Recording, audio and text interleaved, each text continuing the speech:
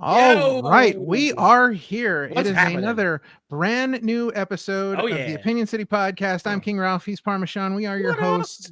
Make sure you check out our Patreon over on patreon.com. We got the link down in the Yes. description below. It is brand Join. new. It is revised. We've got some great stuff over there, so go check Oh, that yeah. out. And not only do we have great stuff over there, we have great stuff over here too. Oh yeah. Like we got Right a here. great episode today. We are Right super here. excited. Yeah. The Mother of Truckers, Ashley Buchanan, will be joining us. She is super here. exciting. And She's live. we have an interesting top 5 because it's Yes, video we game do. related, but it is Yes. kind of it's not I don't want to say obscure, but it's very specific. Yeah. So and what is our top 5, Sean? What are we doing? Top 5 Saints Row games. All right. Well, And also, do you know what day it is, Ralph? It is May the 4th. So May the 4th be with you. And it is also our 2-year It is our 2-year anniversary. Of the Opinion City Whoop, Podcast. whoop. Get excited. Yes, it has been 2 years that we have been talking into these microphones, and you've been watching us. And so we want to say thank you to everyone who has supported us over these 2 years. It's amazing that we've gotten here. Thank you to everybody who has subscribed to the YouTube or listened to one of our podcasts, wherever you get your audio podcasts. Anyone that's ever supported us, thank you so much. Thank you to all of our guests, including today's guest, Ashley Buchanan. Thank you to all of you for joining us. And yes, we are ready to kick the other side of 2 years through the door. Yes. So with that being said, it is time to get this party started. Episode 102 starts right now.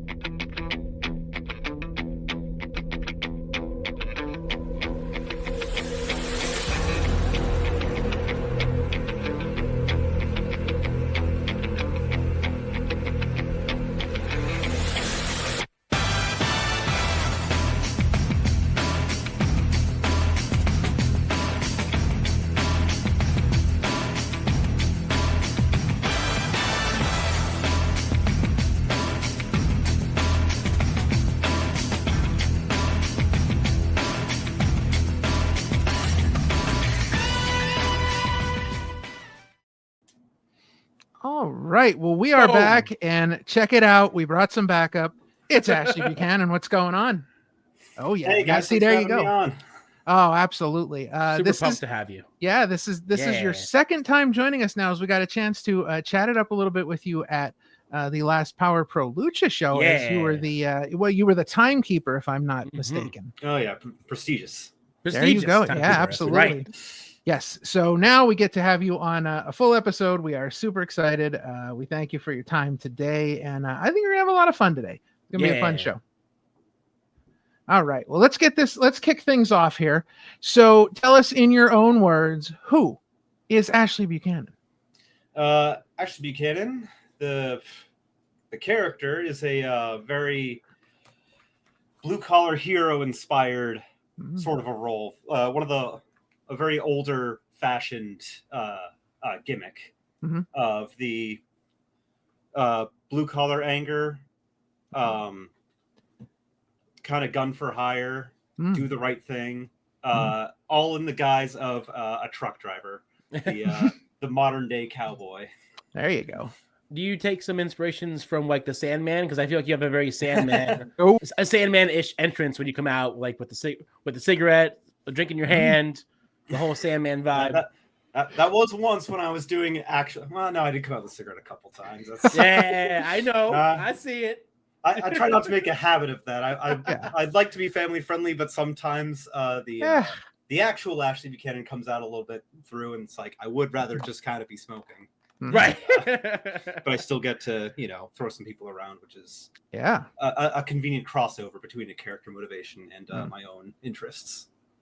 Right. Absolutely. So tell us a little bit about how you came up with the whole look, your whole wrestling style. Because I mean, at times you have a very brutal wrestling style. Oh, thank you. Like, yeah, I mean, you get in there and just kick some ass. Like, yeah. My original gimmick when I first started was the Divine Technician, which was wearing Thai boxing shorts. I remember that. I still wear my even with the trucker, I still wear my Thai armbands, the Prajit. Yeah, and I don't wrestle in shoes because I originally was doing Muay Thai and a little bit of MMA for a few years, long before wrestling. Right. Then when I came around, I was like, I already have shorts that have my name on them, even though I never was able to get an official bout rolling. I was prepared for it, and right. COVID happened before I was able to be a real fighter. COVID ruined everything. Yeah, ooh, COVID didn't it just? We're anti-COVID on this show. Right. Controversial, but I appreciate pushing the envelope there. Yeah, that's what we do. But yeah, once COVID hit, I basically had to stop doing that, and I wound up getting laid off from my job from that, so I wasn't rooted in Massachusetts anymore, where I'm from. And my partner and I were like, we're not rooted here. Where do you want to go? And right. You can give wrestling a shot. You're not getting younger. You're already. I think I started training at 26. Okay. Which isn't the oldest ever. No. DDP started at 33. Yeah. Oh yeah, he's 107 when he started. He's he's also built different. He was a New Jersey bouncer, but I digress. Well, sure, yeah. I mean, he had to be a New Jersey bouncer to drive that car at WrestleMania 6. Right. But that's my brutal style is definitely pulling from a willingness to I trust other wrestlers to be safe and tough. And I feel that I'm very safe and tough, and we can protect each other, but still make it look good. Right, of course. It's something that I'm very enthused with, and I think I have a very great class that I train with that we really are able to bring out some of the best in each other. Yeah. Now let's talk about you mentioned your class.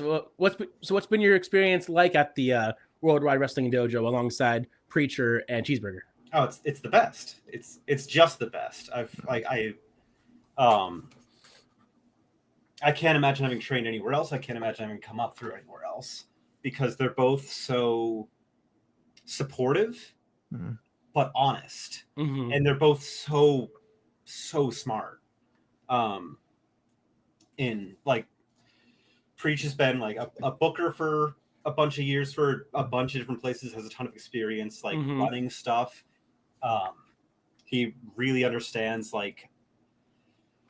audience connection and little moments and character stuff, and Cheese does also, and Cheese is a technical genuine wizard. It's absolutely frightening how smart he is sometimes. And they create a beautiful accepting environment where you are expected to do a good job, right? You're expected to keep yourself in shape and have a good time while training and learn a lot, share with each other. Other students will if they see something, they're willing to say something. If there's a discrepancy, if you're not holding a wrist correctly, or if you're feeding away from your opponent instead of squaring up with them, we're all okay, course correcting each other. Yeah. Do you ever find yourself I guess I don't think the word would be starstruck, but just thinking about where you're at training. I've been to the dojo, I've seen the Office, I've seen the Ring of Honor tape collection, I've seen the posters on the wall, right? I've seen where Cesaro broke the equipment. It's I mean, yeah, Smith machine, unbelievable. Yeah. So I've seen all that stuff, and then you start to think about all the history that's there, and even just kind of being around Cheeseburger because he's a whole part of that story of the history of it. And, do you ever think about that sometimes when you're there? Oh yeah. I think some of the best piece of performance advice that I've heard actually comes from a radio host named Tom Sharpling. Which is all he says is just act like you've been here before. Right. That's it. Right. I showed up, paid tuition, got in shape, participated. I do belong there. Right. And it's great to train with a lot of different people who are at that television level or are like killing it every week on the indies, and other people more like me who are like getting what they can, and we're all there together. Right. Only times I've been starstruck was the first time I met Cheese.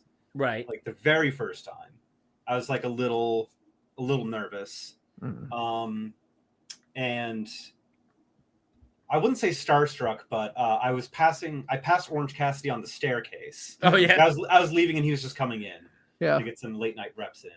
And I was like, oh shit, there's right. there goes Fire Ant, and I guess I am sharing the space with like significant people. And then you see like the Ring of Honor dojo in the background of like CM Punk's documentary. Right. I saw Kyle O'Reilly just posted like a random video, and he's like working a kick pad with a guy, and I was like, I have a video on my phone of me practicing knee strikes with that kick pad with Homeless Vaughn holding it. Right. And like it's just really cool to see the time move forward, I guess. Right. And now, that, maybe someday I'll be great, and then someone will say, "Wow, look at that! The dojo's still there. What a treat." You said that you wouldn't have been any other place other than the dojo, but did you think about before going to the dojo any other places before you just stuck with that one? Yeah, I knew I wanted to be in Philadelphia because it is like it's a hotbed and it's super central. Yes, and it's a very cool city in and of itself, removed from wrestling. So I was just searching like the New Jersey, PA area, and I saw the Monster Factory, and I was just like checking out the website. I was like, okay, that seems cool. They've got cool graduates and things. I checked out the CZW thing because when I first expanded, when I was like a little kid, first expanding my horizons of like what's not on TV, what's the independence like. Right. The first things that came up were Chikara and CZW, which is a great broad spectrum of styles.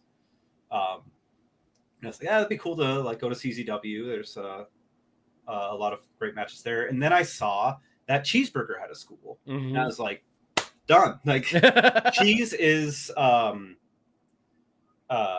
usually in the middle to undercard, which means he's worked with everybody and has to know everything. And at the time, Sumi Sakai was also training there. Oh wow! So I was like, there's no other choice. Like, Danny's got a great program, but sorry, you're not Sumi Sakai. It's as simple as that.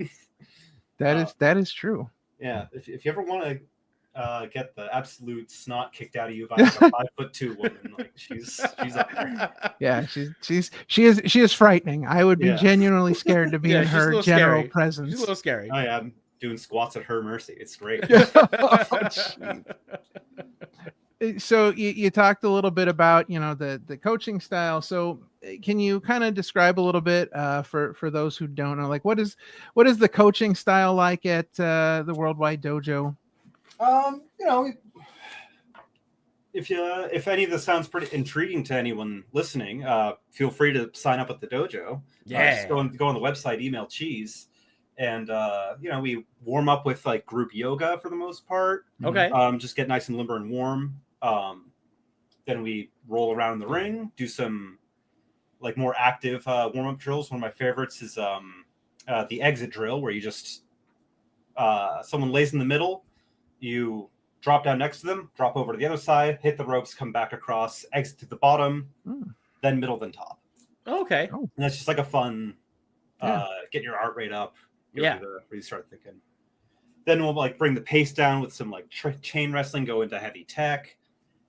Maybe there'll be a specific moves that we want to work on. Preach has incredible drills. He's a master of writing drills. He's done some that are like they combine like 3 different drills at once to train memory, and that's been unbelievably helpful. Do you have a favorite drill that they do over there? I don't know. I like the classes as a whole. There's no drill that makes me go like, fuck, we're doing this. Right.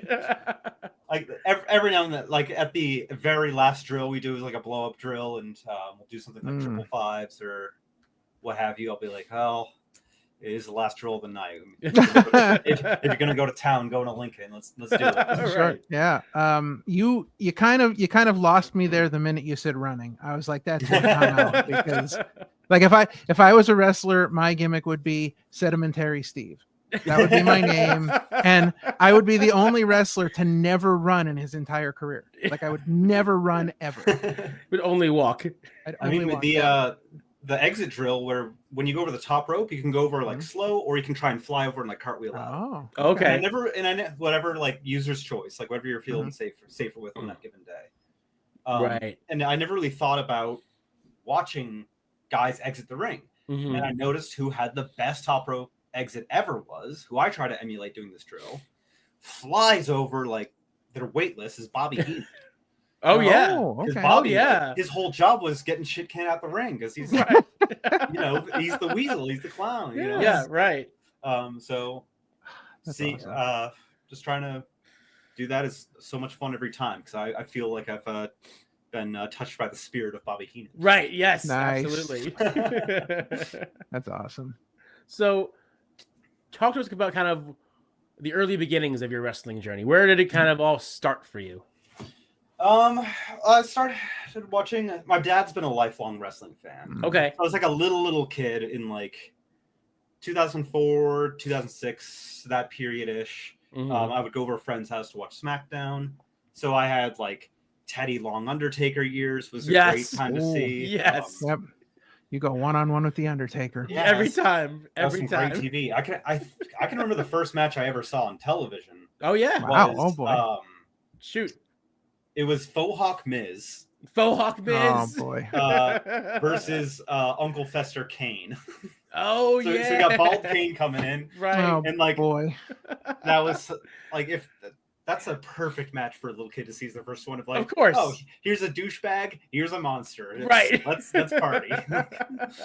Oh boy. Yeah, I find it interesting because we have a lot of most people that come on here and talk to us, they're like, oh, well, my dad was always huge into wrestling. My uncle was like, they have some kind of story. And I'm like, yeah, my parents didn't even know what wrestling was. They had nothing to do with it. But everybody else has always got like some kind of inspiration that kind of gets them into it. And I was just, I don't know, I just fell into it one day. Oh yeah, my dad had like the 2 TV set up during the Monday Night Wars. Oh, So nice. it was great. And like black boxes, cable box to watch pay-per-views. He loved it. Oh yes, I did the Love same. that. Yeah, your dad and I would have gotten along very well because I did the. I had a box that was 5 years worth of pay-per-views on VHS tape that I didn't pay for at all. Not a single one. Nope. Yeah, Even my better. mom hates wrestling. Yeah. Like Good. she Yeah. literally started crying when I said I'm moving away to be a wrestler. Oh no. And like I was like, no, it's okay. And I showed her a gif of Bob Holly doing like a jumping drop kick, and I was like, it's great. It's like it's performance, it's art. And she's like, Sure. Bob Holly, dude, like that's not fun at all. Does she at least support you now? She's supportive of me as a person, but like, Yeah. Not as a wrestler. she wants me to move back home. She doesn't Oh, like okay. wrestling. She like it's very it's the Chapel Roan song of Pink Pony Club, but with professional wrestling instead of stripping. Yeah. Oh boy, yeah. Oh my. I'm on the stage having fun, Mom. There you go. I'm doing my thing. It's great. Yeah, it's fantastic. Yeah. Now knowing that your dad was such a huge fan, did your dad have a favorite wrestler? Yeah, Bret Hart. Bret Oh, Hart, nice, okay. okay. Great Yeah. choice. I Great pick. remember so I watched it a little bit as a little kid, drifted away from it, got more into like music and video games. Right. Mhm. Came back to it like at the end of high school, which is probably for the best. Sure. And that's when I started asking my dad more about it. And I was like, "Who's your favorite?" Because I was wearing a Cactus Jack shirt. Nice. Oh, nice. And, Very nice. and he's like, "Yeah, Bret Hart, no hesitation." It's like, nobody was better than the Hitman for my dad. Mm. So he at least had some good taste. Yeah. I there you mean, go. His second favorite was Bob Backlund. okay. Oh, So, All like, yes. right. Very good. Definitely knows his what he likes. So now, did he like Bob Backlund like back in the day, or was he a fan of like crazy nut job Bob Backlund? My dad's been running for watching since president. the 70s, so he's Okay. Okay, yeah. he's seen it all. Oh yeah. Right. That's crazy. So where about you? Because you said that you stopped watching for a little while. What was kind of the years that you sort of missed? Would have been that like 06 to like 2012. Oh, okay. Maybe 2013. So like I missed, which is like kind of the worst years of Raw. Right. So like I didn't like, it's not like I missed Yeah. an incredible moment. I missed the best years of TNA. Yes. To watch that weekly. Yes. Like, it's great to watch those tapes. But I was like, I had Prime Undertaker, and then I came back for Shield and Punk. So yeah, I think I got a good spread. Yeah. And coming back, at that point, like the internet's now the common thing it is today, and I was able to look up, like, just search wrestling and find and do my own research on WCW, because when I started watching, it was dead and buried. It was 2004. Like, it literally didn't exist. Nope, it was gone. So I learned all about WCW and New Japan and All Japan, and All Japan Women's, which was probably the best thing in my entire life, is seeing Minami Toyota and Bull Nakano for the first time. Oh man, when I was like 17 or 18. Like that was a very, very special moment. My favorite match of all time is a Joshi death match. It's Combat Toyota's and Megumi Kudo's retirement match. Nice. It's just such a different style of wrestling that like people over in the US don't get to see often. So it's like it's just it's a very specific, like almost niche wrestling style. Yeah. So for anyone wondering, if you want to have a very very brutal looking style, fight for real and watch women in Japan. There you go. And then you've got a recipe for disaster. Yes, it's incredible. Now we talked about this on one of our recent episodes, and I've always wanted to learn Japanese and go over and like see a show at the Tokyo Dome. Oh yeah, and like that's always been a goal of mine. And it's like you watch Japanese wrestling, and I mean, obviously, the style is different, all of those things, but the culture over there and the way that they view professional wrestling is so different. And like people from the United States who like, hang out and watch pay-per-views and then, go online to see, what's happening backstage. It's just so different. Like the culture itself is different. They treat it in such a different way. Yeah. They treat it like a sport. Like it's like everyone's smartened up to it. Like, but they still, when fans in Japan participate in the show, they're playing their role as the fan as though it's real. Right. And like do the round of applause thing. Like they'll react great. They don't act like American fans who want to be part of the show and say they have a heel gimmick as a fan. Right. Yeah, right. It's like, that's funny. Sure you do, bud. So what was maybe the match or moment for you that made you decide that this was something that you wanted to pursue? Definitely hearing Mick Foley say, "I don't want to be sitting on my couch wondering what if." It's definitely something I thought about. I liked to perform already. I played a lot of music. I was in my high school's theater and music department. Very active. I did a lot of backstage stuff for the musicals, but every now and then I did some like extra fill-in roles. Right. And just played like I played in the jazz band. I played a bass. Okay. And played like garage nonsense rock with my friends back then. So I've always had the performance bug. And I was like, I couldn't be a wrestler. That's physical. It's difficult. You have to keep another person safe, right? In a super high stakes environment for like keeping somebody safe. So I'll just do the real thing where like it's okay. It's okay if I like accidentally, knock someone down in a Muay Thai ring. It's it's what I'm there to do. Right. And then I was like, oh, what if I tried it though? Sure, why not? It's you mentioned jazz band, and you mentioned that you played bass guitar.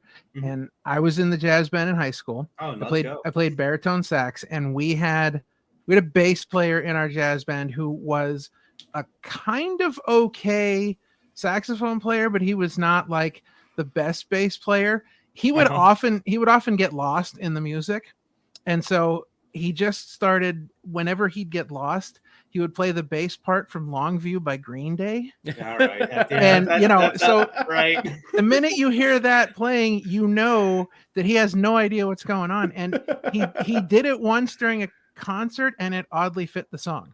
So I don't think anybody outside of, people on stage knew, but yeah. I mean, whenever we did a song where they were like, we can't find the bass part for this, here's the tuba part, I'd be like, nah, oh, yeah. I'll just turn off my amp for this song and just pretend. Right. Oh, yeah. And, playing baritone sax. I'll come back. Yeah. Playing baritone sax, I did the same thing. I played tuba parts more than, because they were so much more fun. Sorry, I do live in West Philadelphia. Yeah. Oh, good. All right. So you mentioned, your dad's favorite was Bret Hart. Did you have a favorite growing up? And is there somebody that you really enjoy watching now? So when I was a little kid, it's The Undertaker. Just, yeah. Any kid, especially like from puritanical Gothic Massachusetts, like you're gonna love The Undertaker. Sure. Right. Unless you're from West Newbury. Just saying. Yeah. So you weren't like terrified by The Undertaker as a little kid? No, I thought it was cool.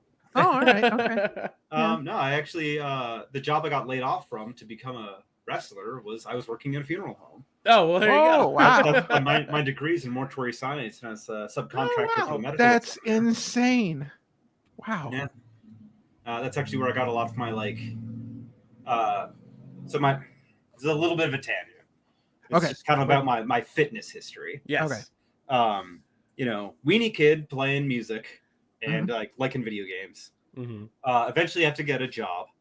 And I wound up working for one of my dad's bar buddies' commercial flooring business. Mm-hmm. And at this time, my brother, always an athlete, he was a professional strongman, like performing in competitions. Oh, wow. And like taking home gold. Like he was good. He has his own gym now that he's a personal trainer. Wow. So I was like, hey, do you want to teach me how to lift weights? Because I'm working construction. Like I would like to have a little bit of support. Right. Trying to do this. And so I got into strongman style lifting for a little bit in my early days. And then working in the funeral home. They're not helping you pick up the bodies. You got to do it yourself. Yeah. So it's, I did a lot of literally just doing deadlifting reps and doing clean and jerks to like get that with dead bodies. No. Oh, okay. All right. I just want to make sure in preparation for because the stretcher's on the ground, and funeral homes don't have great stretchers that an ambulance would have, right? Sure. Because their comfort literally doesn't matter. Yeah. It's like we're just moving them from point A to point B. So you got these this old maybe from the 80s or 90s stretcher that you have no hydraulics, nothing. You just got to lift up one end, go around the other, get the other end up, and you're on your own. It's 3 a.m. Jeez. But so that was my fitness history. What was the original thing? Oh, who do you? Well, it was. Who I like. Yeah. Who do you like watching now? Yeah. We talked about The Undertaker. Yeah. So Undertaker was a little kid. When I came back, started doing my own research, fell in love with Cactus Jack. Mick Foley was my guy. Mm-hmm. And then when I did deeper reading, and now my go-to answers for my favorites to watch are Tam Nakano, Unagi Sayaka. She's keep your eye on her, because she's gonna do crazy stuff, or even on a business side, she's doing nuts stuff. Maki Ito is a great if you need to figure out character stuff. I love Maki Ito. After you do a move, how your character should react to having something cool, which I've been having fun expanding my roles in wrestling. I just filmed and edited the most recent Labor of Love show. Nice. And the number of times where we're all learning. This is the independence. This is where we got to reps in and grow. Sure. Right. The number of times I stick my camera in someone's face and they I caught them. Yeah. No, you just do anything. I stuck my camera in Sonny Defarge's face. And he made a funny face. And I was like, right. thank you for being the man. That sounds about right. Yeah. That sounds like something to Farge. Yeah. Great reaction shots. Great facials from. It's funny. For the most part, everyone did great on that show, but every now and then someone's like, I'm blown up. I'm not giving you a reaction. I'm going to go do something else. Right. Or whatever, you know. Now, yeah, so definitely a very Joshi heavy influence now. Sure. And definitely for homework. Absolutely. That's the origin point for everything. Like either watch Mexican wrestling or Joshi wrestling, and everything stems from those two places. Right. Now, let's talk a little bit about last year, because you had an insane year last year, wrestling, I believe, a total of 20 matches last year. Damn. Yeah, a lot of matches in 1 year. Is that the sort of goal for this year, is to do just as much, if not more, or was that just happened that last year? It just kind of happened that way. I mean, I definitely got really lucky. I definitely had some very, very special matches. When I was first looking for schools, I did throw it on Twitter. I was like, I just DM'd a couple wrestlers. I was like, hey, how did you pick your school? And one person, I don't even remember who they are anymore because I barely use my Twitter. I actually don't. I'm on Blue Sky now, basically the same handle. Right.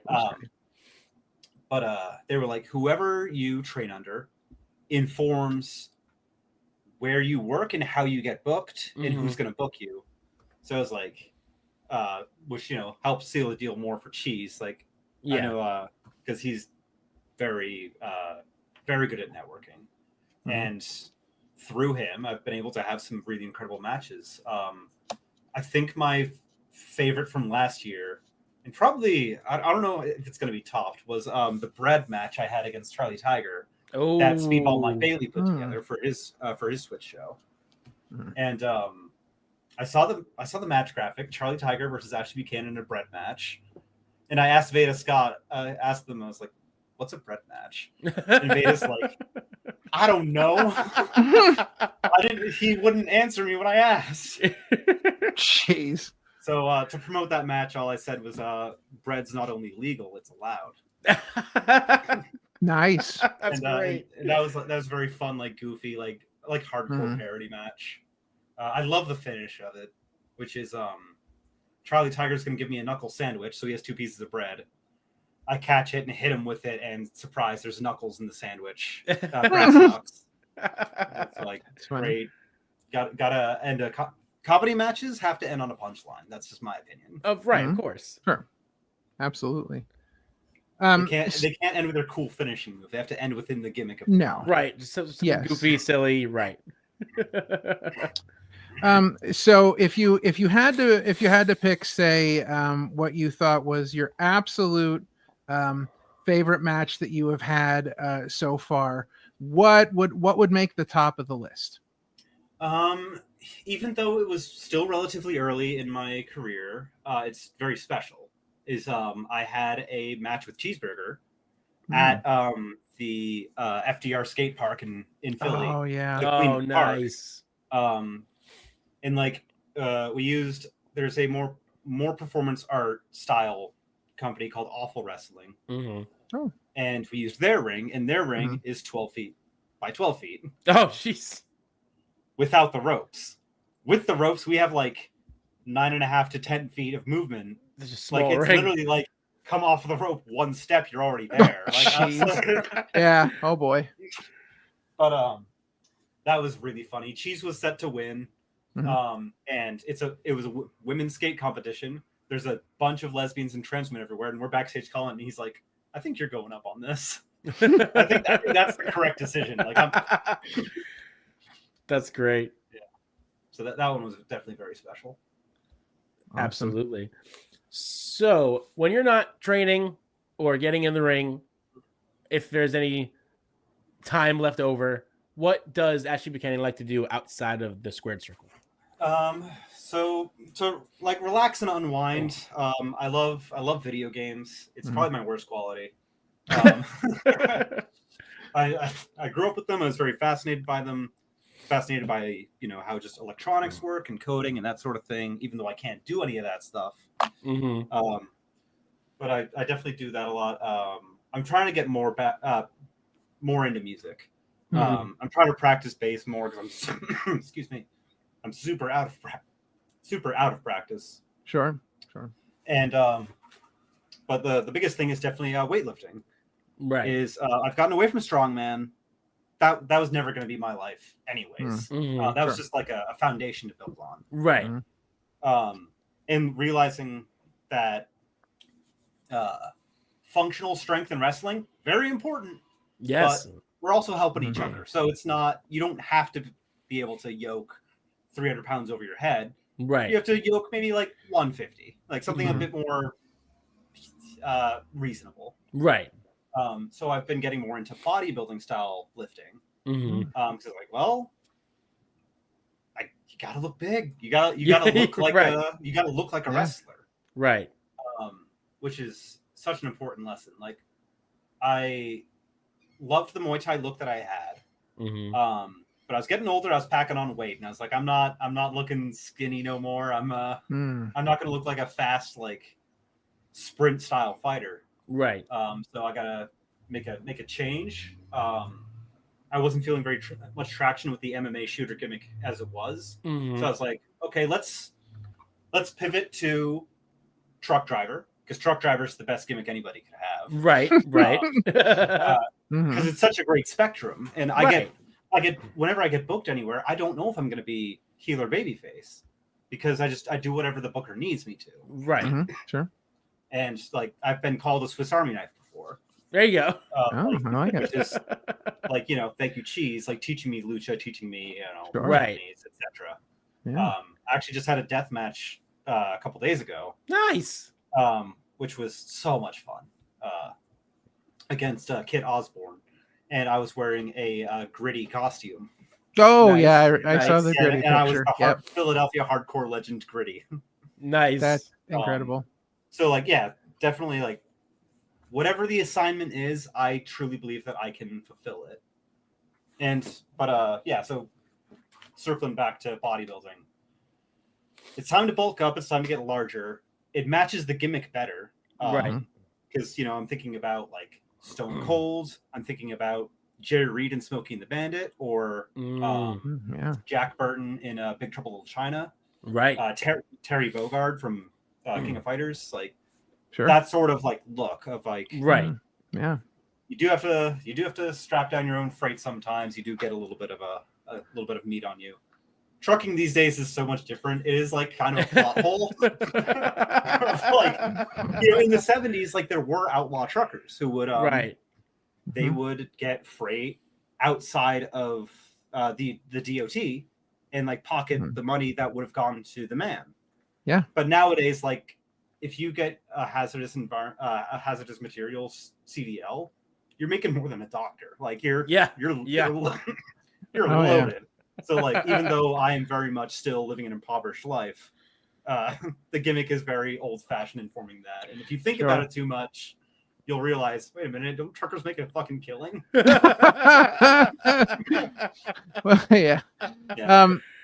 So we need to back this truck and train up a minute here, because you mentioned something that I have to ask about, because I mean, I know what I see, but you said that a death match was so much fun. Now, can you elaborate on what you think about a death match is fun? Because that mystifies me, to be honest, that anybody would say that. I did just remember a fun little piece of trivia about that match. Oh. That is the first match, and right now only match, I've ever worn wrestling boots. Oh, okay. That makes sense. It's fun. I enjoyed it. I definitely have my limits. Like, I never want to do anything with like fire or power tools. Like, I don't trust a weed whacker. And we've seen a weed whacker used in person. Oh yeah, it's nuts. And like, I'm not saying it's safe. I'm saying when Onita blew his knee out, invented death match, still wrestling to this day. Good for him. Yeah. You can definitely, like, I think it's the best way for a wrestler to learn how to pace out the pops that you want from the crowd. Right. Because deathmatch, I don't want to say it's a guaranteed pop, because nothing's a guaranteed pop, but you know exactly the moment where they're going to react, which is hitting somebody with a gimmick. Yeah. I think the best thing for anybody to watch in regards to deathmatch was Jun Kasai did a match where there was a tray of thumbtacks in the center of the ring.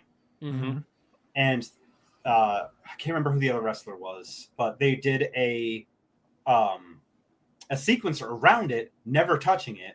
That not to expose the business, it is a like lucha libre drill, right? They're like diving through each other, like doing a plancha down over the thumbtacks, like dodging it. Really like telling the audience, it's Chekhov's gun. Like someone's going in that, right? You have to wait, and you're gonna eat your vegetables and watch us do this timing drill until you get your dessert of probably Jun Kasai's bare ass going in thumbtacks. Right. Death matches are like a car crash. It's like you never really want to look at the person who's just gone through the windshield, but you just can't turn away. Right. Like you gotta see the madness going on, And if you're telling stories with car crashes, you can either make Demolition Derby or you can make Cronenberg's Crash, and those are equally viable things you can do. Right. Yeah. So light tubes. You're okay with light tubes. You're okay with getting hit with light tubes, going through like giant stacks of light tubes. Like you'd be okay with that, or probably. Okay. So I didn't go through any light tubes. I went through a barbed wire board. Okay. Right. That's that's fine. Right. And I was and Cheese's match against Casanova Valentine was before me. Okay. So there's already broken glass everywhere. Oh, sure. Like I kind of subverted the death match a little bit because it was I was gritty, so I was just doing like a lot of like technical chain, like I was doing like Nigel McGuinness stuff, and like right, and like stuff Cheese taught me, and like and some Jonathan Gresham. Like the finish of this death match was a grounded octopus hold. Oh jeez. But like to get to that, I had to roll around in broken glass. Yeah, hey, bruises everywhere. Yeah, which, I've been my thighs been covered in bruises for the past like. Oh jeez. They look just like spots. I didn't get cut up too bad. I just got a little bit cut up on my calf. It's like I don't look like Alex Colon after one match. Like the second death match, but my only one recently. What was your first one? That was also with Casanova. That was a 4-way. Okay. I didn't get glass in that one either way. It was a 4-way elimination. But I did get to. I got hit with a trash can. I hit something with the trash can. I slipped on someone's beer and ate shit. Oh, jeez. Oh, boy. I went to do like a big Van Damme kick on like the trash can that I put over someone, and like there's just beer all over the floor, and I fucked that up, and I was like, well, oh boy, I guess I'm just clotheslining this trash can now. Right. Oh no. Wow. So what are some goals that you have for 2025 and beyond, whether it be wrestling or non-wrestling? So for wrestling goals, it's definitely get out there a little more.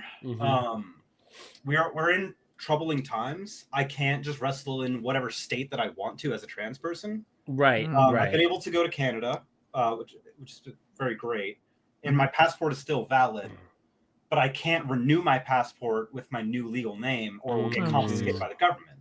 Good Lord. So I do have to like.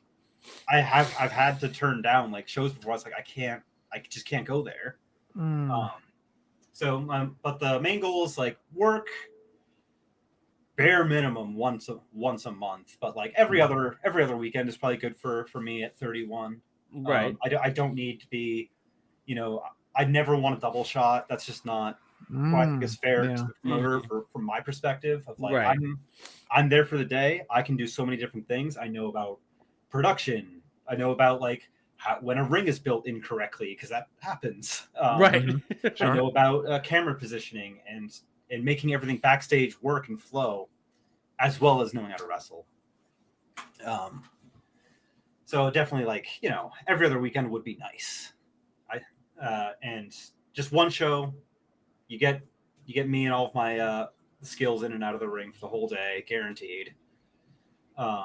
For outside the ring stuff, my first goalpost that I made for myself is 18-inch arms Colt. So like right now, this is like 16-inch. Oh, okay. Definitely wanted to work on posing a little more. Right. I think posing, even though for the sport of bodybuilding it is different, it should still be taught to wrestlers. I see wrestlers like they go like this to show off the biceps, and that's fine. But like, there's this, and then there's like, there you go. You can see the difference. You have to bring in the whole picture of like, you know, and every legend had like a bodybuilding pose that was their favorite. Like Razor Ramon was literally the crucifix pose. You know, Hillbilly Jim did the front lat spread. Oh yeah. Right. You know, so I think any wrestler should.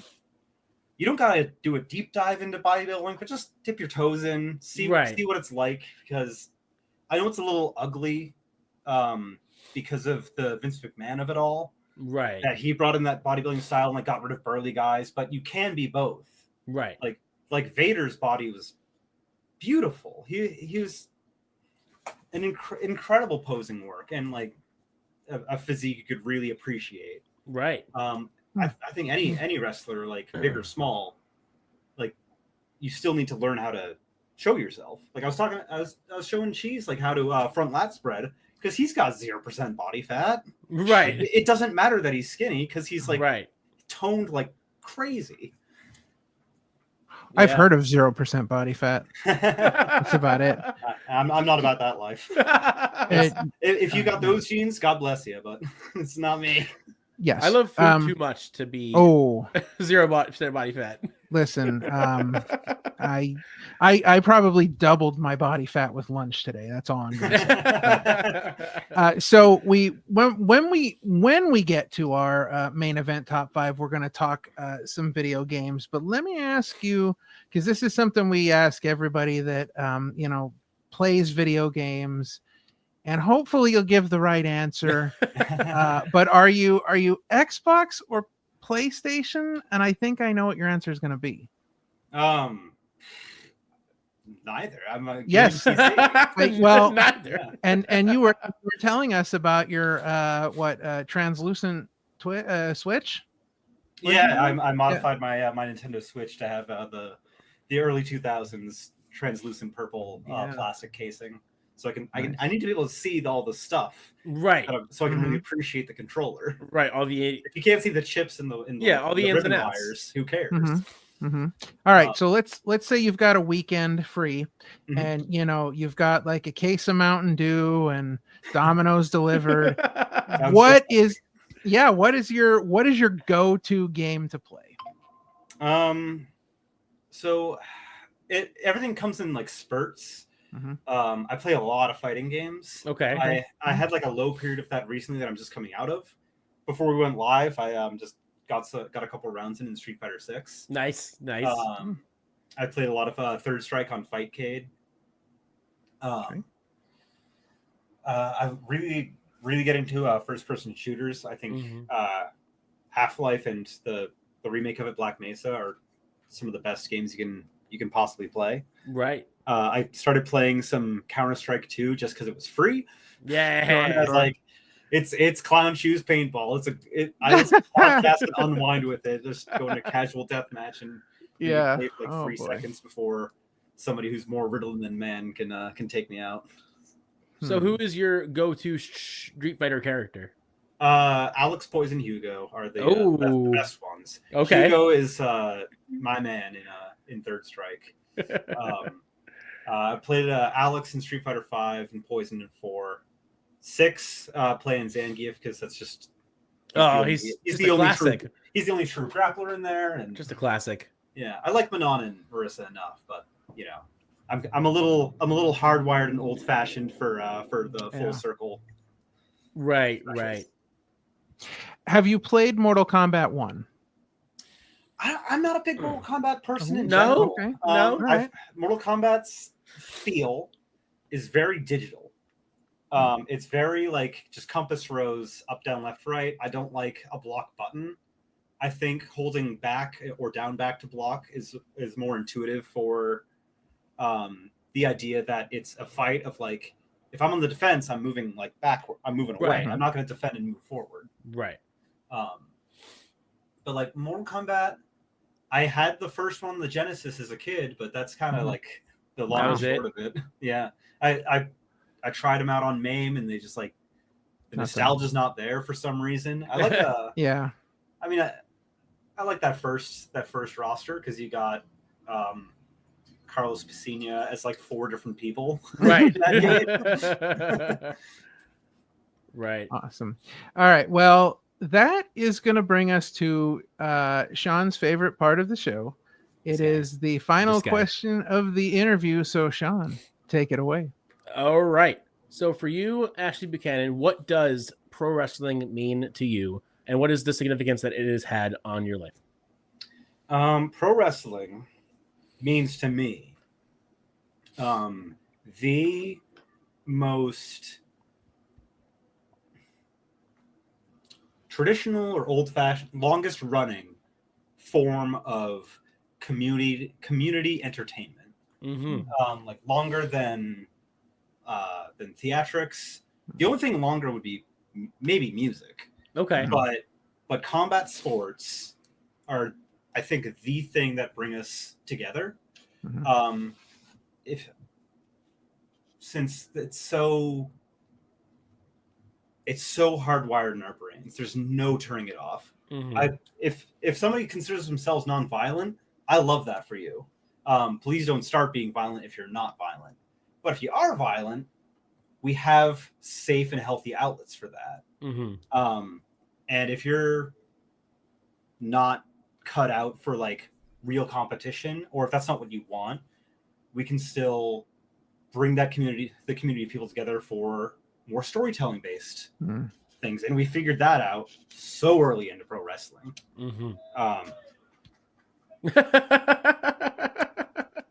Thank you, neighbors. Yeah, cause it started in the traveling circus. It was there, like, you know, swindle some people out of their hard-earned money, but also entertain and bring them together. Like, let's bring the family to the circus, see the crimes against humanity of the 1890s, and then you know. But with time, you know, we go from that to now. Somebody like me can be on a show and be cheered and appreciated. Or I can also be booed and hated because the booker said, I need someone to be the heavy on this. Right. So that's what it means to me. What was the second part? What is the significance that it has had on your life? Significance it has on my life is it's immeasurable. I came out as non-binary while I was still in college. This was after so I went out of high school, went to community college for like 2 days. Then just rudderless, like working construction and like other jobs, trying to figure it out. Did some like introspection, thought I want to work in the death industry. My dad and grandfather were both firefighters, and I was like, that's too high pressure. I like wearing black and somber stuff, so I'll do that. And during that is when I came out as non-binary and met my partner in college, and then came down to wrestling and was able to like fully come out as a woman. And I don't think I necessarily would have, or maybe even be alive now if I hadn't, without uprooting my life from one state and finding a new community in another one. And like, so pro wrestling's like been there for me for sure. Yeah. Awesome. All right. Great interview. Great getting to chat it up a little bit. But we're going to switch gears here. We're going to chat it up a little bit about some video game stuff as we transition into our main event top 5 list. And Sean, one more time, remind us what we're talking about today. And what are we talking about? And thinking about it, I love that you went with the purple scheme because we are talking about top 5 Saints Row games. And as you may know, the color scheme is very purple. So this is apropos theme for the show here. So before we get into this, I have a confession to make. Now, Uh-oh. we were talking a little bit about Saints Row before we got on the air, and I was deceptively quiet during the whole conversation because I've never played a Saints Row game ever. Oh, wow. Okay. Yeah. Not even once. Spoilers for the list, but we're going to talk about almost all of them. Well, Okay. I pretty Well, much all listen. of them. This Yeah. pretty much. So for anyone keeping score at home, there are 6. Yes. There's 1, 2, 3, 4. Got Out of Hell as a mini spinoff. Yep. And then the reboot. Yep. So we're just starting number 5. Yes. Sure. All right, Let's go. Number 5, we're coming in hot. Yeah, we are. Number 5, I would put is Saints Row 3. Oh. Okay. Saints Row 3 was the big tone shift one from like the grounded but quirky like setting to like lots of color, lots of ridiculous weapons. One of the factions, this is part of why it's in the number 5 spot. One of the factions is a gang of luchadors. Yep. The boss of whom is voiced by Hulk Hogan. Yep. Wow. So, That's a mouthful to unpack right there. It's true. Jeez. Lots of dubstep theming in I love Saints Row that. 3 and 4. Yeah. Oh, my. Such was the style at the time. Right. Yeah, I think the franchise as a whole is a great articulation of it's. I don't think any of them have aged bad. They're just of their time, Right. which is great. Like art should be reflective of the moment it came out. Right. So like in 2011 we had Saints Row 5. Saints Row 3. And Hulk Hogan's in it because it's only 2011 and the normies didn't know yet. Right. Right. Yep. Yeah. And in number 4, this is a little controversial. Also, I would put Saints Row 1. Oh, okay. It came out 4. Okay. 2006. Right. And came out at a time where, like, if you're a crime sandbox, you're a GTA clone. That's it. Yeah. Which first-person shooters had the same problem that like Half-Life was called a Doom clone in 1998. Which no, it fucking wasn't. And I don't think clone is a fair term for even Saints Row 1. No, because the true crime games, Driver eventually became like a GTA clone. Right.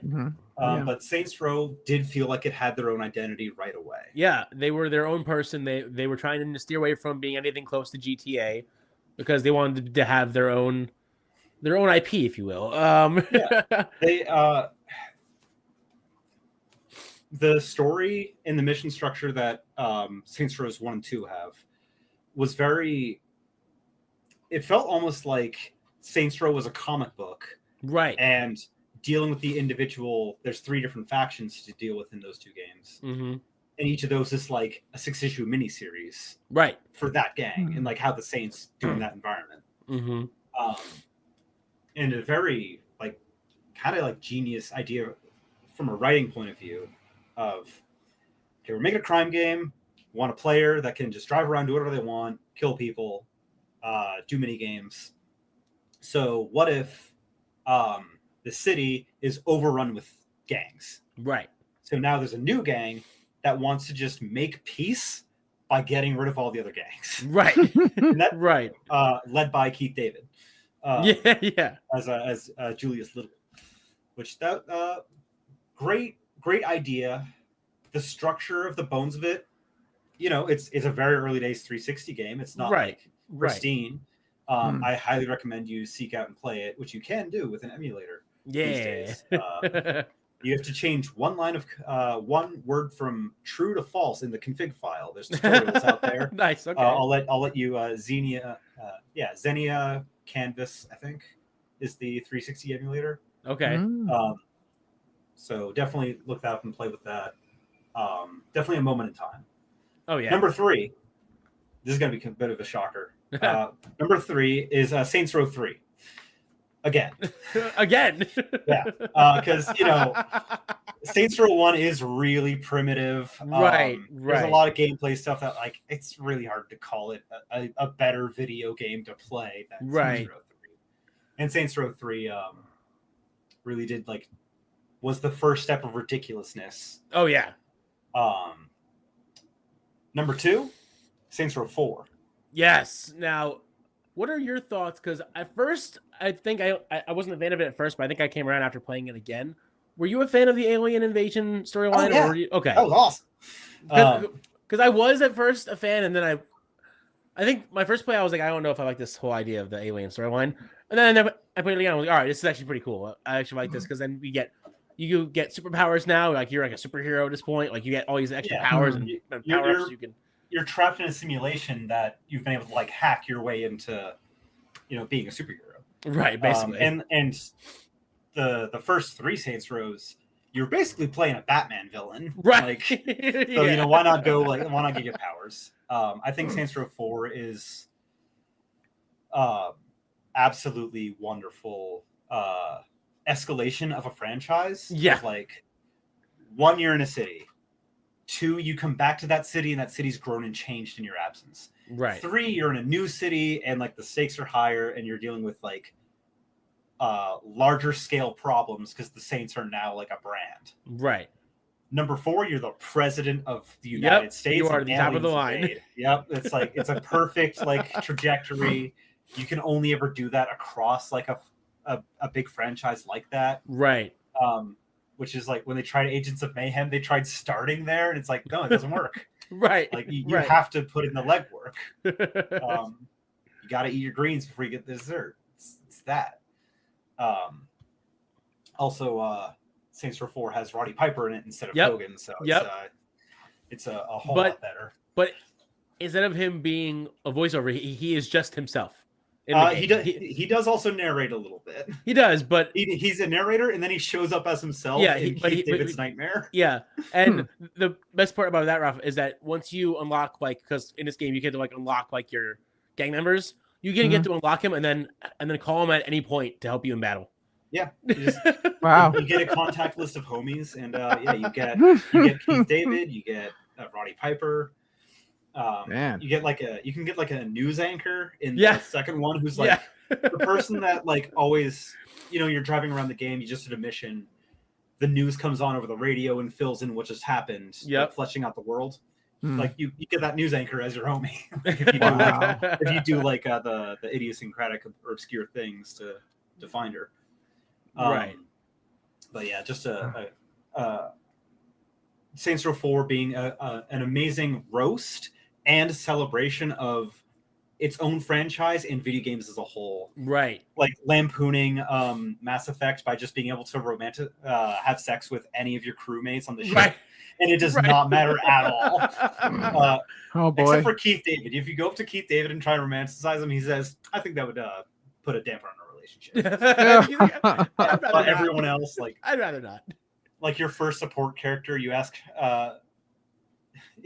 the scene that fades to black, fades back up, is Oi Kinsey, wanna fuck? She punches you in the face and says, let's do it, and dives on top of you, fade out. Oh, good lord. Like it's because that's about the same amount of dignity that Mass Effect had. Right. For those characters. Like you're still someone's boss trying to solicit them. So I just want to say that I have heard that, this progression that you talked about towards becoming, president of the United States. I heard that's how it is in real life too. Exactly like that. You just do whatever you want. That's how you become president. Yep. Yeah. Right. Mm-hmm. Just nonstop crimes against humanity, like driving on the sidewalk or whatever. Yeah. And then you have Roddy Piper and Keith David on speed dial. Right. Why not? That's very presidential, I gotta say. But number 1, obviously, like how could it be anything else? It's Saints Row 2. Yeah. So the game started out like grounded and quirky. Right. Saints Row 4 was like wackadoo. Yep, just gone. Saints Row 3 was like going between them, like not really picking a lane, but Saints Row 3 was going back and forth. Right. And 2, I played that it came out in 2008 or 9. That's about when I played it. Right. And I was like pretty young. I would think I would have been 14, maybe. Oh wow. Maybe 13. Yeah. But so in queer life, there's a thing called a root. Right. of like you can find how your gender orientation or sexuality might have diverged from cishet to something more colorful. Right. Often through like just the art we consume is the biggest one. I would definitely say I had a little gay moment as a young child, like 6 years old or so, watching Commando. My first celebrity crush was Arnold Schwarzenegger. Nice. Hell yeah. Hence, somehow I got into my current obsession is bodybuilding. Go figure. Shooting for lofty goals there. Right. Let me tell you. It seemed nice. He was feeding a deer with his daughter. It's Right. very charming man. Yeah, it wasn't like, you know, Commando. my first crush was Rob Schneider. Yeah, it's my first crush was Arnold Schwarzenegger. Like, but Saints Row 2, the game opens in character customization. Right. And gender in that game is a slider. Like it's not, you don't pick male or female. Yep. You can choose you can make David Bowie basically. Right. Basically. And character customizations in games, like you're either making a crazy monster, a hilarious OC, or a self-insert. Right. I'm going self-insert because I don't consider myself as creative as I should be. Right. Sure. So I was able to like make perfectly me, and I was like, I can do this with them. And you can the character customization is crazy for the clothing you can make too. Oh, it's nuts. I think that was my favorite part about Saints Row was that GTA was fun, but like the fact that they had such an advanced and it kept advancing their creative character every year. It was just like 4. I remember after 2, 3, and 4, I was just the Hulk. I was just green, big, all the way up. I was just the Hulk. That was like sweet. I could be the Hulk in this game. Awesome. We'll just and you can find the perfect ripped shorts. Right. Yeah. Exactly. Yeah. Perfect shade of purple. Like down to the wire, like the perfect shade of purple, the ripped shorts, the green. Dude, all of it. I'm like, yeah, this is great. Ralph, for the clothes customization, you can do socks and underwear, shoes, undershirt, shirt, overshirt, hats, glasses, jewelry. wow. So like you can mix and mash like a like wife beater tank top, dress shirt, blazer, and like do it right. Right. You can do like a role play thing where you make like a smart businessman, but give him like fishnets and women's underwear and role plays like oh my good. Wow. Okay. as a closeted man in the corporate world. Yeah. Right. Yeah, it's all over the place with that one. Huh? uh Sounds like a lot of shirts. oh yeah. Oh yeah. You can pick any pattern, mess with my. the colors of the individual stripes. How does anybody get past this and start playing the game? Like, I there's know. so much to do. Hours. That's hours. the other genius thing of Saints Row that I feel like it has over something like GTA. And like it's not a perfect franchise. There's still every now and then the problem of like, here's a fun thing. The dev said no, not yet. Right. Like in Grand Theft Auto San Andreas, you can only do certain missions at certain times of day. Right. That sucks. That's bad design. Yeah, like, it's not good. Yeah. You can fade back up. It's nighttime if it really matters that much. Like it's not immersive. Right. Making the cars control well in GTA 4 is not fun. Right. They're heavy and shit. Like but in Saints Row, like the way that they pace the game and make the player not just power through all the story missions is that you have a respect meter, and you fill the respect meter every time you fill it. That's one mission that you get to do, or strongholds. Right. And you do that by doing ridiculous side mini games. Yes. This is the thing that made me want to pick Saints Row for my top 5 over like Castlevania or Street Fighter. Is the first 2 games specifically they're not necessarily about it, but they're very themed around gentrification. Right. Which is such an interesting thing for a sandbox to be about. Like the story of Saints Row 1 really is like the final cutscene of the video game is a mayoral candidate saying like I have this in the row. I had my urban development plan, and it was getting pushback because I'm displacing poor people. Now I'm cleaning up crime, so thank you. And like, really, that's a very complicated thing to present to somebody who plays video games. Yeah. Of street crime is horrific and terrible, but gentrification hurts more people. Right. And that's such an like almost impossible thing to articulate. Yeah. So like, but there's still comedy games. We still got to be pretty lighthearted. Right. Sure. Which they do have some dramatic moments and understand like those hit harder because the rest of the game is funny, but I digress. Yeah. So one of the mini games is you get a phone call from somebody who says that this corporation is skyrocketing property value in the suburbs. Get in this septic truck and spray every house with raw sewage. Fuck their property value. Fuck reselling. Fuck HOA. Yeah. Oh my. Just throw it out so casually. Yeah. And like Grand Theft Auto, it's like identity was killing hookers.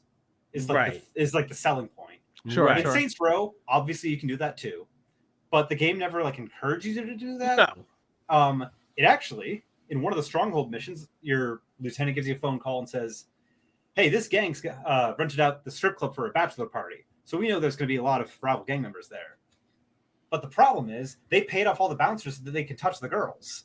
So like now there's like a very good and real reason to kill these gang members. They're harassing strippers. What a franchise. No one was doing it like them. No, it sounds like it. Like I can look through so many flaws of like annoying knockback physics and whatever. Right.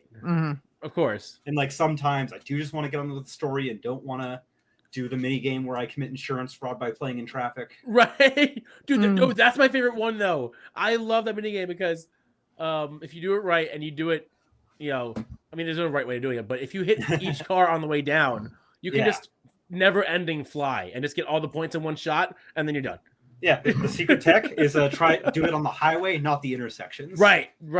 Like that's some of the like downsides of Saints Row, especially 1 and 2, is they came out at a time that the worlds do feel a little empty. Right. Because they didn't know how much the 360 could do for cars and pedestrians. And like, I would love a re-release of Saints Row 1 and 2 of like, everything's the same. Don't need to re-record any of the voice lines or nothing. Just clean up the bugs and fill out that world with people and cars. And then that is perfect.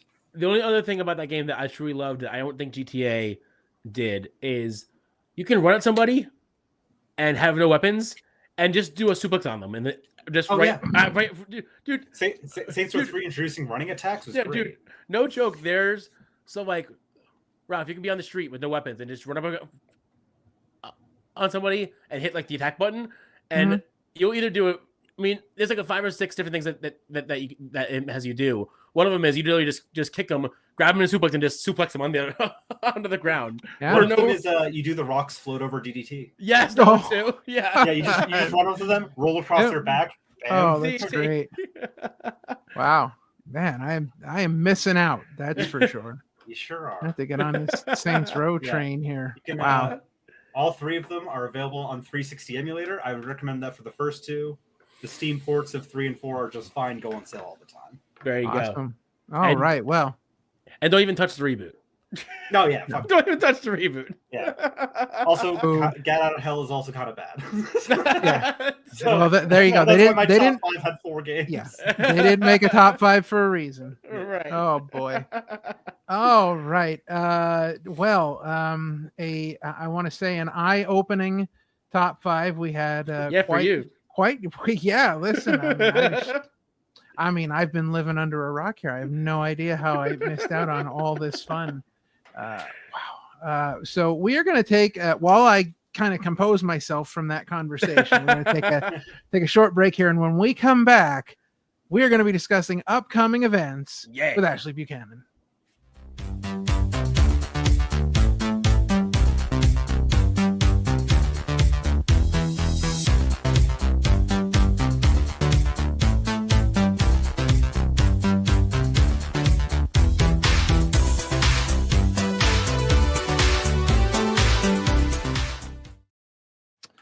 All right. Well, make sure you go back and check out, if you have not seen it already, and even if you have seen it, go watch it again. Watch it twice. Our amazing interview with Drew Gulak. 75% me, 25% Sean. What are you? Well, because you disappeared. I know. I missed the had first to 20 minutes.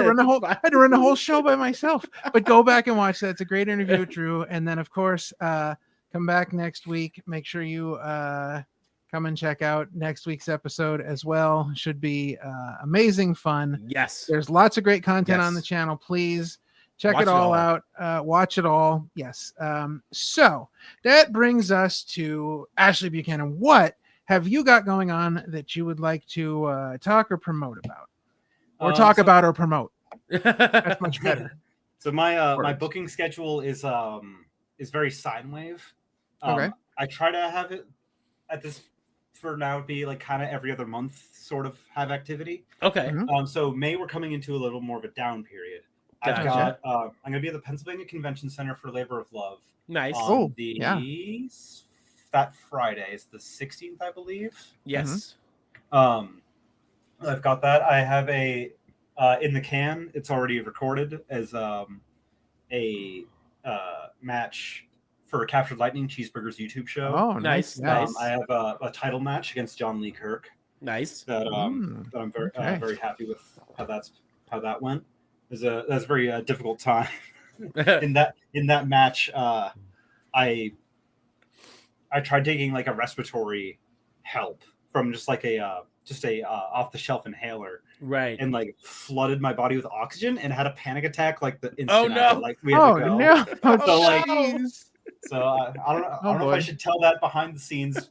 Well, back for that, but watch that match and see if you can tell. It's out there now. Oh boy! Everyone has told me you can't tell. Good.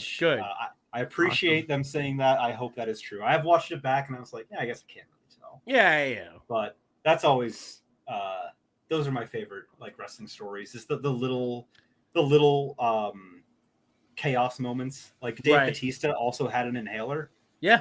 And he's like, he would hide it under the ring, and like, hopefully it's there when I need it, or give it to the ref, and hopefully the ref still has it. When he announced that in an interview, I started going back to watch his matches to see if I can spot where he would go hide to grab his inhaler. That's great. When's Big Dave short on breath? Right. Yeah, right. Well, because he said, like you said, he would hide it under the ring by the turnbuckle. Like he would hide it under so many places that way. When it was time, he could have the camera like turn and he could just do it real quick and go back to the ring. But now I watch to see if I can find where he stops. I grab his thing. I can't believe he didn't take an inhaler shot after that intro. You know, I know, right? Come out and like psych himself up and pass out. When I was running camera for Labor of Love, the main event was a title match: Weber Hatfield versus Cheeseburger. Right. Mm-hmm. Yep. Absolute gem. So proud of both those guys. I was filming Weber's entrance, and this man runs so fast. Right. He hits laps around the ring. The first moment I got in front of him so he could like come towards the camera, and I was running backwards. Right. And like fell over and got back up. Never broke the shot. Nice. He never left the frame. Awesome. Nice. Camera ops are the bass players of production. Right. Absolutely. And then I got back up, chasing him around the ring. Yep. Like 3 times as a title match, and I was like, I literally had to sit down before Cheese came out. I'm like, what are you doing to me? Lovely. All right. Well, you have been seeing all the social links down there at the bottom, so make sure that you are following Ashley Buchanan on all of the socials, and make sure you get out there and support when you can. Do it. Buy merch, go see shows, do whatever you can to support our good friend Ashley. It has been fantastic getting to chat with you today. We appreciate your time. We thank you for coming on, and it was a fun time. It was good getting to talk to you, and you are always welcome here. Oh, thank you. Anytime. King City Podcast. Yeah, it was a lot of fun. All right. Well, that looks like that's going to wrap us up for episode 102. Yeah. So for the Mother Trucker, Ashley Buchanan, Parmesan, I'm King Ralph. And remember, kindness is free, so be kind to each other. And God bless you. And we will see you all next time. Well, that's it. I really hope you enjoyed it. We had a ball making it. Thank you very much.